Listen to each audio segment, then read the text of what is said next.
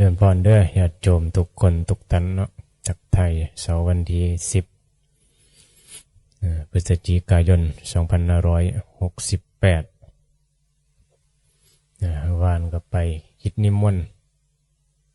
เป็นลอยกระทงว่าหั่นล่ะ ย้อนหลังนะว่าเป็นยังรักษาประเพณีไว้นั่นแหละเป็นประเพณีเต๋อก็อาจจะเป็นความเคยชินเคยยึดนะก็ทิมมีใดในบางคนก็เคยเฮ็ดมาก็อย่าเฮ็ดมันรู้สึกดีนะเนี่ยตัวนี้แหละตัวดีนี่แหละมันละได้ยะต้องเฮ็ดแต่มันก็มีส่วนดีอยู่สำหรับคนที่ยังบ่เข้าใจภาวนาล่ะสำหรับคนเข้าใจภาวนาก็เฮ็ดไปอยู่ก็ดีแต่สิเบิ่งว่าโอ้บ่เฮ็ดก็ได้นะเฮ็ดก็ได้บ่เฮ็ดก็ได้เฮ็ดแล้วมันส่งเสริมบุคคลให้รู้สึกดีก็เฮ็ดไปแต่ส่วนตัวบางคนก็บ่จำเป็นดอกต้องลอยกระทงเนี่ยที่คือที่ว่าล่ะประวัติลอยกระทงสำหรับพุทธศาสนาก็คือบูชาลอยพระบาทพระพุทธเจ้าเติมแม่น้ำแม่นบ่เนี่ยฉะนั้นให้เฮาว่าบูชาเนี่ยมันหมายถึงการปฏิบัติซึ่งว่าการปฏิบัติหมายถึงสิ่งที่พระพุทธเจ้านะทรงสรรเสริญนั่นแหละปฏิบูชาเนี่ยการปฏิบัติบูชานี่แหละที่เฮาสรรเสริญบ่แม่นอามิสบูชาคือหาดอกไม้ธูปเทียนมาเคารพบูชากราบไหว้ทำสักการะในนั้นในนี้นะทำพิธีกรรมเนี่ยบูชาแบบนี้เพิ่นก็บ่ค่อยสรรเสริญปานใดแต่มันก็ดีเห็นให้บุคคลบางคนรู้สึกมีความสุขไปสวรรค์ได้ระลึกถึงพระพุทธเจ้าแล้วก็ไปสวรรค์ได้พอระลึกถึงคนที่มีศีลมีธรรมแม่นบ่ แต่บางคนก็ระลึกถึงพระพุทธเจ้าก็อาจสิตกนรกก็ได้อาจสิสูญหายคือเทวทัตในนี้ล่ะแต่บางคนก็ระลึกถึงพุทธเจ้าก็อาจจะเยอะอ้อนวอนเพิ่นขอพรเพิ่นสิ่งศักดิ์สิทธิ์อธิษฐานให้กระทงกับอธิษฐานขอหั่นขอนี้ไม่ร่ำให้รวยขอเยอะเจอคนบ่ดีเหรอนะว่าไปหั่นล่ะ เจอคนบ่ดีเฮาก็หนีเอาแหละนะเจอแนวบ่ดีก็ลบแหละไม่ไปคบแหละเจ้าของตัวเป็นผู้ตัดสินแม่นบ่แล้วคือ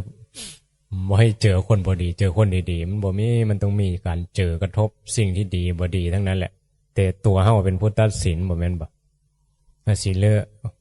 คบหรือเลิกที่จะบ่คบพระเจ้าก็สอนอยู่เด้อย่าไปคบคนพาล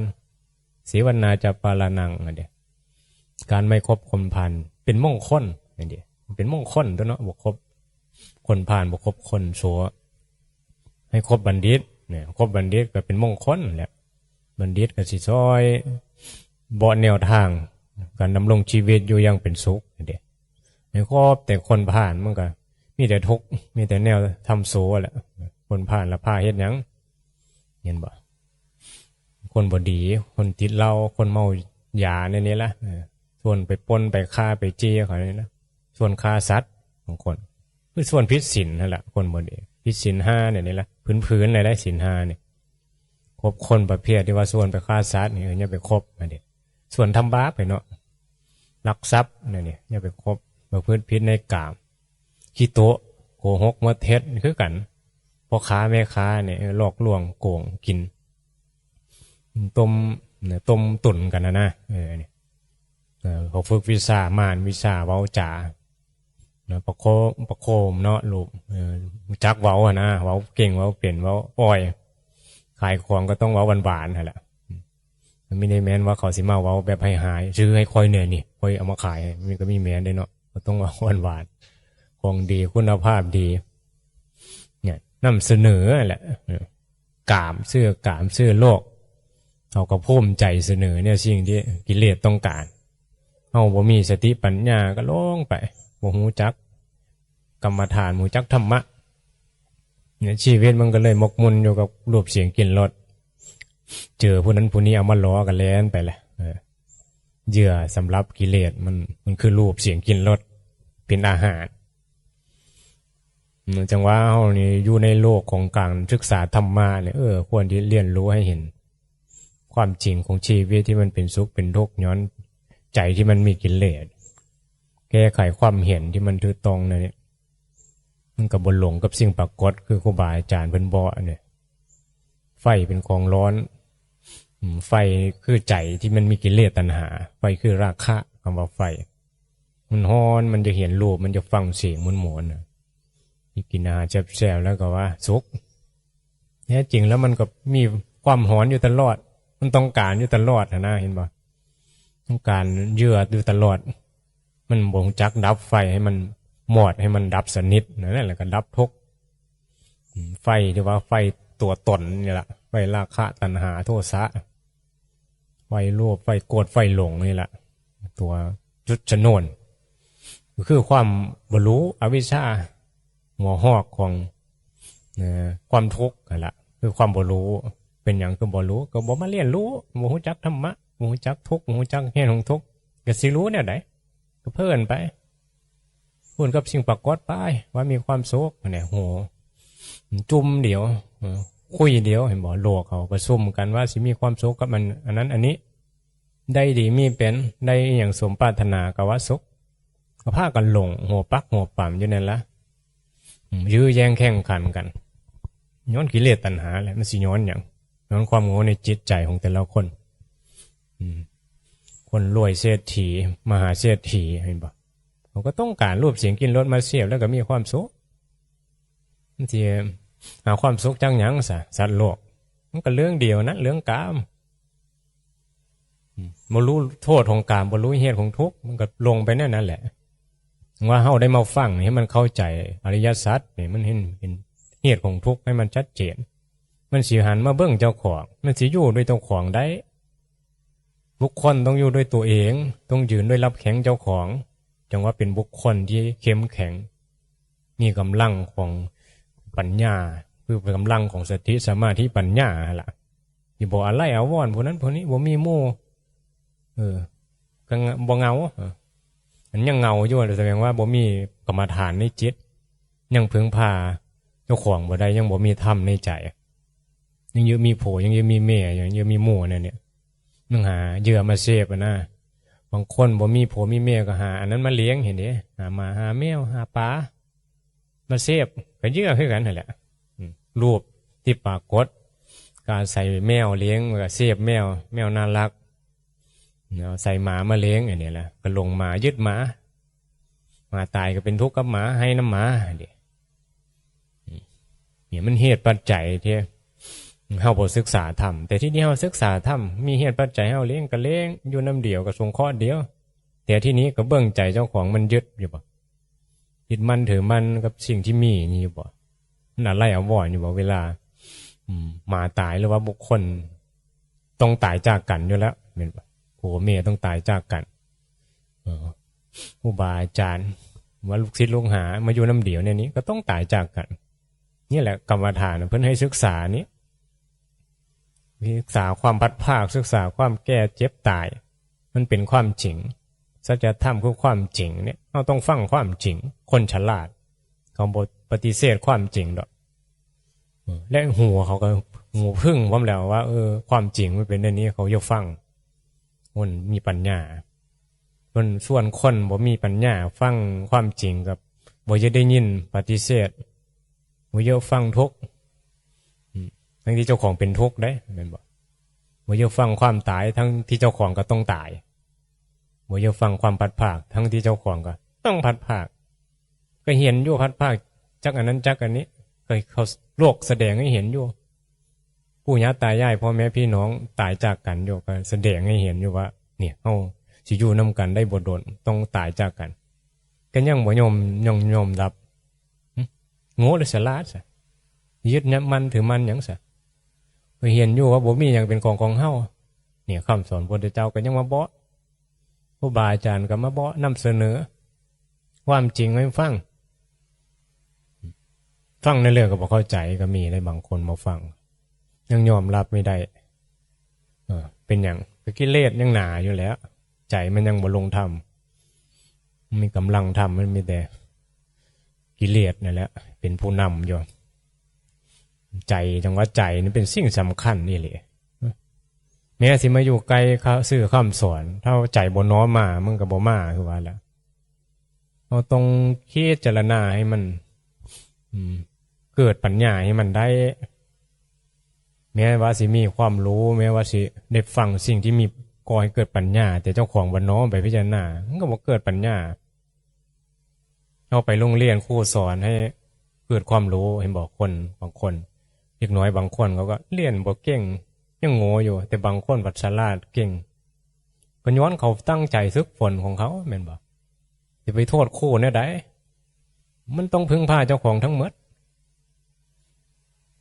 สิมาโทษครูบาอาจารย์สิมาโทษพระพุทธเจ้าบ่เจ้าของบ่ศึกษาเองก็เพิ่นบ่ให้พิจารณาว่าทุกข์มีเพราะมีเราก็บ่พิจารณาเป็นทุกข์ขึ้นมาเพิ่นสอนบ่ดีเพราะว่าเนี่ยบางคนอ้างไปได้ครูบาอาจารย์บ่ดีวัดนี้บ่ดีไปวัดอื่นบวชบ่ดีสึกดีกว่า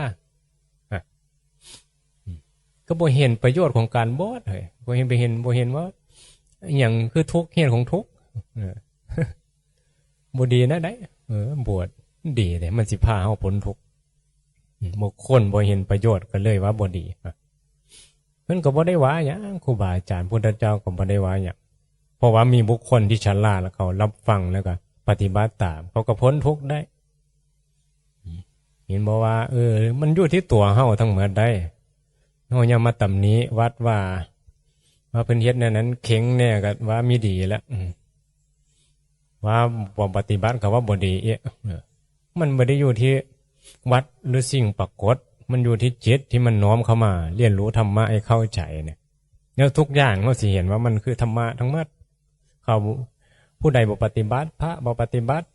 วันผู้นี้บ่ปฏิบัติเรื่องของเขาเห็นเนาะเขายังบ่ได้เกิดพลังศรัทธาที่จะพ้นทุกข์ยังบ่เห็นทุกข์เขายังเพลินอยู่ในโลกียะมีความสุขกับอันนั้นในนี้อยู่ยังจะเกิดอยู่เห็นคนงามก็ยังจะเกิดเป็นคนงามเห็นคนรวยก็จะเกิดเป็นคนรวยสิมีความสุขเห็นอย่างที่ว่าได้เสพอีหยังก็จะมีความสุขก็จะเป็นอันนั้นจะเป็นอันนี้ไปสุดท้ายก็เป็นอย่างก็เป็นทุกข์ทั้งหมดแหละความว่าเป็นนี่แหละคือตัวตนของความเป็นมันเป็นอยู่ไสมันเป็นอยู่จิตร่างกายบ่ได้รู้เรื่องกายมันไม่ได้เป็นอย่างมันเป็นตัวเป็นตนขึ้นมาก็ยังว่าเป็นที่จิตเป็นที่ความรู้สึกว่าตัวเฮาเห็นบ่มันเป็นธรรมชาติธรรมดาเป็นเหตุปัจจัยที่เกิดมาแล้วก็ต้องแก้เจ็บป่วยตายไปเนี่ยเหตุปัจจัยของธรรมชาติเขาทุกคนเกิดมาก็ต้องเจ็บตายแต่ที่บ่ศึกษามันก็ยึดว่าตัวเฮาเห็นป่ะเนี่ยมันมีอวิชมันบ่มีวิชาคือความรู้มันมีแต่อวิชาคือความบ่รู้แล้วและความรู้ที่จะมาให้สอนให้เฮานี่รู้นี่ก็เนี่ยก็มีแต่พระพุทธเจ้าเท่านั้นแหละหูได้ยินแล้วก็พิจารณาเบิ่งแหละเฮาทุกข์ย้อนอีหยังอย่าไปโทษโผโทษแม่โทษรู้โทษสิ่งปรากฏลมฟ้าอากาศดอกเขาไม่ได้รู้เรื่องดอกโทษที่จิตมันโง่โทษที่ความบ่รู้ธรรมะผู้รู้เพิ่นมาศึกษาแล้วก็อยู่อย่างสบายสังคมของวัดว่านี่แหละคือสังคมแห่งความอิสระไม่ได้เบียดเบียนเห็นป่ะการงานก็น้อยอิสระจากความคิดปรุงแต่งที่จะเสียบเยื่อคือกามมันต้องหาเยื่อแสวงหาเยื่ออีหยังคันมันบ่ได้หลงว่าจะต้องมีความสุขกับรูปเสียงกลิ่นรสแหละศึกษาเห็นโทษของมันแหละเห็นแล้วมันฮ้อนไฟมันฮ้อนไปจับเฮ็ดหยังในโทษเนี่ยฉะนั้นเฮานี่แหละมาเรียนให้มันเข้าใจนี่อริยสัจให้มันเกิดสัมมาทิฏฐิเป็นว่าสัมมาทิฏฐิกันรู้อริยสัจให้มันถูกตรงอันนี้แหละทุกมีเพราะมีเราเนี่ยมีแม้นทุกมีเพราะไม่มีผัวบ่ทุกมีไม่มีเมียบ่ไม่มีเงินบ่โอ้หมูมีเงินกูเลยทุกข์ถ้ามีเงินกูก็สุขสบายนี่ว่าได้มันหลงในกามเนาะนี่แหละเฮาบ่เข้าใจบ่ได้หูจักความคิดเจ้าของหูบ่ทันความคิดมันปุ่งขึ้นมาว่าต้องมีอันจังสุขต้องมีอันนี้จังสุขก็แล่นไปแล้วบัดนี้บวชคือสิมีความสุขมาบวชกันบ่คักไว้สิกดีกว่านะคือสิมีความสุขมันรู้ เห็นว่ากูได้กูบ่มีความสุขได้เห็นอันนี้กูเฮ็ดหยังน้อจังมีความสุขเห็นได้บ่บ่ได้รู้ว่าการมาเอาตัวตนอ้อนี่ล่ะคือการพ้นทุกข์เห็นบ่ว่ามันถือกิเลสหลอกให้เฮ็ดนั่นน่ะเฮ็ดนั่นนี้แม้แต่มาบวชเป็นพระบ่เข้าใจการปฏิบัติก็มีกูเห็นมันก็ทุกข์คือหลวงพ่อเพิ่นหลงเห็นบ่อันนี้ชัดเจนเลยได้แม่นบ่แจ่มแจ้งเลยได้ว่าทุกข์สิหมดใดก็ย้อนว่าเอาอุปทานขันธ์เอาความโง่ออกมันบ่ได้เกี่ยวกับว่าต้องปฏิบัติแนวนั้นต้องข้อวัดแบบนี้มันจังพ้นทุกข์มันเกี่ยวกับความเข้าใจในจิตปัญญานะความรู้นะเหมือนที่มันพิจารณาว่ามันมีขึ้นมาเพราะมีความเห็นว่าตัวเฮาเนี่ยมันกระทบอย่างแล้วมันมีความรู้สึกกับสิ่งกระทบมันหลงว่าสิ่งนั้นเป็นอันนั้นเป็นอันนี้เลยแต่มันเป็นอันดับแรกก็คือเป็นเฮาก่อนนี่แหละถ้ามันเป็นเฮาก่อนมันก็ต้องมีอันนั้นมีอันนี้เปลี่ยนขึ้นมาแต่ถ้ามาเขาจับจุดก็คือตัวที่ก่อเหตุทุกข์ก็คือตัวตนเหมือนบ่ก็นั่นแหละเพิ่นจังว่าให้มีสติเบิ่งตัวตนสิโผล่ขึ้นมาโอ้ตัวนี้แหละเหตุของทุกข์คือพระโพธิละอันน่ะบ่โพธิละจำมเนรน่ะที่สอนให้ไปเบิ่งเหียหั่นล่ะจับเหียน่ะมีรูอยู่6รูนี่สิจับเหียได้แนวใดก็ปิด5รูก็เบิ่งหูเดียวแหละอันนั้นแหละก็หมายถึงเบิ่งใจเจ้าของปิดอายตนะ5ตาหูจมูกลิ้นกายแล้วก็มาเบิ่งใจมีสติเบิ่งใจตามันเห็นรูปเบิ่งใจเจ้าของเนี่ยมันเป็นแนวใดจิตใจมันเป็นแนวใดมันมีตัวตนรู้สึกแนวใดกับสิ่งปรากฏสุขเป็นทุกข์บ่นี่มันจบอยู่มองนี่ความบ่ทุกข์นะมันจบที่ว่าบ่มีตัวตนมาหาเรื่องกับสิ่งปรากฏนี่ครูบาอาจารย์สอนคู่มือนะเห็นบ่อันนี้แหละอริยสัจเข้าใจในอริยสัจมีทุกข์เพราะมีเฮาโอ้มันมีเฮาหาเรื่องกับสิ่งปรากฏก็เลยมีสติบ่ให้มีเฮาแต่สิ่งปรากฏมีตามสมมุตินั่นแหละภาษามีก็มีตามสมมุติภาษาสื่อสารกันไปเว้ากันไปแต่บ่มีเฮาเว้าบ่มีเฮาสุขทุกข์แต่ว่าอยู่เว้าสุขเว้าอยู่ว่าทุกข์เห็นบ่สื่อสารกันอยู่อันนี้สบายอันนี้บ่สบายก็เว้าอยู่แซ่บบ่แซ่บก็เว้าอยู่แต่บ่มีเฮาแซ่บบ่มีเฮาบ่แซ่บกระทบหยังกันเห็นบ่แยกออกจากกายส่วนหนึ่งจิตส่วนหนึ่งอันนี้กายก็เฮ็ดไปงานจิตก็บ่มีเรื่องการนี้แหละครูบาอาจารย์สอนว่าทำโดยไม่มีเราทำอะไรก็ไม่มีเราทำแต่ก็ทำนี่แหละคือการปฏิบัติทำคือการบ่ต้องปฏิบัติอย่างนี่แหละเอาคือการเอาตัวตนเอาความโง่มันก็พ้นทุกข์ตรงที่บ่มีเฮาเฮ็ดอย่างบ่มีเฮาปฏิบัติอย่างนี้แหละเพราะบ่มีตัวตนการบ่มีตัวตนนั่นแหละคือการหมดทุกข์แต่มันมีตัวตนอยู่ตอนนี้แม่นบ่มีตัวตนตามสมมุติโลกนั่นล่ะสมมุติว่ามีอันเดีโลกได้นี่สมมุติแต่ในทางวิมุตติแล้วบ่มีตัวเฮาเป็นอันนี้ร่างกายเป็นหน้าตาเป็นอันนี้สมมุติไปใส่ผ้าเหลืองก็เอาเป็นผ้าก็สมมุติไปเฮ็ดปฏิบัติไปตามกฎระเบียบของสังคมเป็นพระควรปฏิบัติแนวใดเป็นโยมปฏิบัติแนวใดบ่ได้แม่นว่าเป็นพระสิดีกว่าโยมหรือเป็นโยมนี่สู้พระบ่ได้ก็มีแม่นมันเป็นเรื่องความเข้าใจในธรรมผู้ใดเข้าใจในธรรมก็ปฏิบัติตามกฎระเบียบสังคมเนี่ยผู้เข้าใจธรรมก็มากราบพระเพิ่นปฏิบัติก็หรือว่าบ่ปฏิบัติก็เรื่องของเพิ่นแหละบ่ได้แม่นสร้างเฮามีสร้างมันก็มีแม่นผู้เข้าใจธรรมแหละเนาะสิไปสร้างหยังสิมีหยังให้เฮาสร้างเฮาฮักเพราะบ่มีตัวตนที่มาฮักมาสร้างไผนี่มันสอนเจ้าของเนี่ยเลยบ่มีเรื่องกับสิ่งปรากฏอันนี้แหละที่ครูบาอาจารย์ย้ำเน้นให้เฮาได้เห็นสภาวะธรรมที่มันปรากฏอยู่หั่นนะมันสิมีการปรุงแต่งให้มีตัวเฮากับสิ่งปรากฏนี่แหละคือสิ่งที่เฮาบ่เข้าใจเมื่อบ่เข้าใจก็ปฏิบัติเพื่อละกิเลสบ่ได้ละตัวตนบ่ได้ล่ะเฮ็ดหยังก็มีแต่เฮาเฮ็ดบางเทื่อเฮ็ดอยู่ผู้เดียวก็จมว่าเฮ็ดกูเฮ็ดแต่ผู้เดียวคือบ่มีเพิ่มมาซอยเห็นบ่มันก็เป็นทุกข์แหละถ้าเฮ็ดแบบบ่มีไผเฮ็ดก็หมายถึงว่า เฮ็ดไปแล้วเพื่อบ่เฮ็ดก็มันก็เป็นเหตุปัจจัยของเฮาที่ได้เฮ็ดโดยเฉพาะได้อยู่ในวัดได้เฮ็ดได้ทำแม่นบ่สงเคราะห์ทำความดีเฮ็ดด้วยที่บ่เอาอันนี้ก็คือบุญเข้าใจอยู่ว่าบุญนะมันหมายถึงการให้ในสิ่งที่มันเป็นประโยชน์ทำในสิ่งที่มันเป็นประโยชน์แล้วก็บ่เอาเพื่อละอุปทานขันธ์แต่ว่าเอาเนี่ยมันก็อะไรคือกรรมนั่นแหละคือบุญกรรมเห็นป่ะเฮ็ดความดีแล้วยึดดีคือครูบาอาจารย์เพิ่นสอนหมายถึงมีความสุขกับการกระทำเนี่ยก็มีเนี่ยเห็นบ่ถ้ามันมีกิเลสมันก็บ่พอใจนั่นนี่แหละทุสาล่าไปอาจสิโมโหก็ได้อาจสิเป็นทุกข์ก็ได้จมไปก็ได้กวาดเบื่อไม้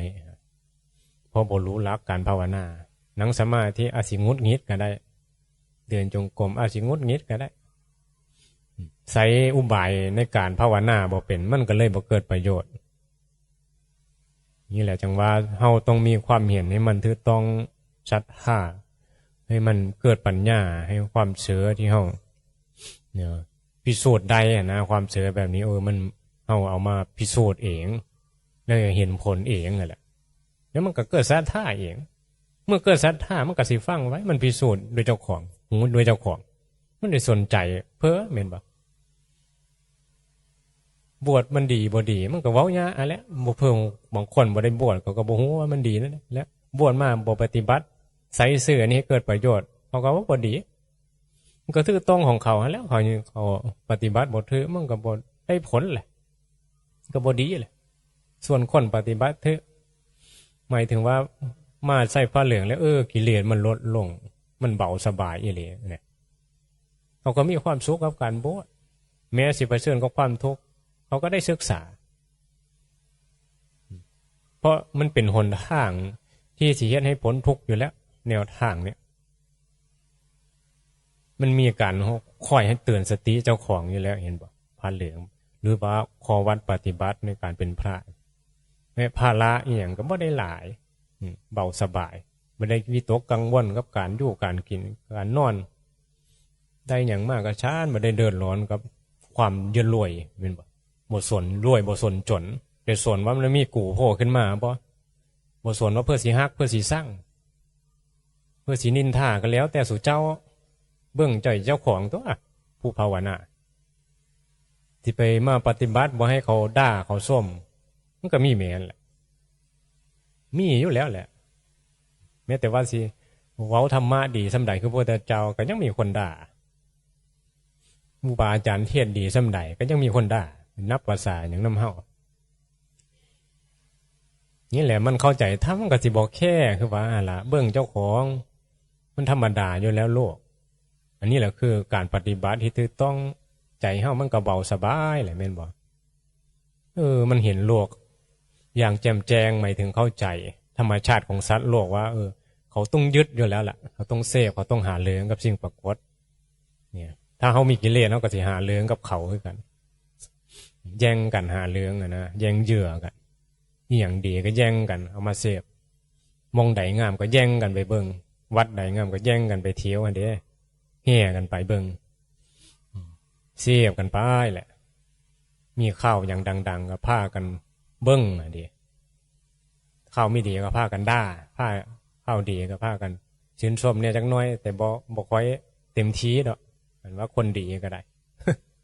หรือว่าคนบ่ดีหรือว่าพระบ่ดีนี่หุ้มด่ากันฉะนั้นยอดวิวหลายเป็นล้านแต่ว่าพระปฏิบัติดีละกิเลสแล้วโอ้ยบ่ค่อยมีข้าวมันบ่มีคนเบิ่งส่วนปฏิบัติธรรมในนี้แล้วเห็นบ่ละกิเลสตัณหานี่โอ้ยน้อยว่าส่วนแนวตัวกูสิได้ได้บุญได้ล้ำได้รวยได้ขึ้นสวรรค์เนี่ยมีตัวตนสิได้เนี่ยโอ้ยเอาไก่ซ้ำใดก็ไปหลวงปู่หลวงตาอยู่ป่าอยู่เขาหนทางยากลำบากซ้ำใดก็ต้องไปละเพราะใจเฮาอย่าได้ความต้องการกิเลสตัณหามันดันดนไปไปหาเธอเดี๋ยวไปหาเธอไปหากามต้องการเธอเธอคือเงินเธอคือความสุขของฉันเย็นใดกูสิได้มา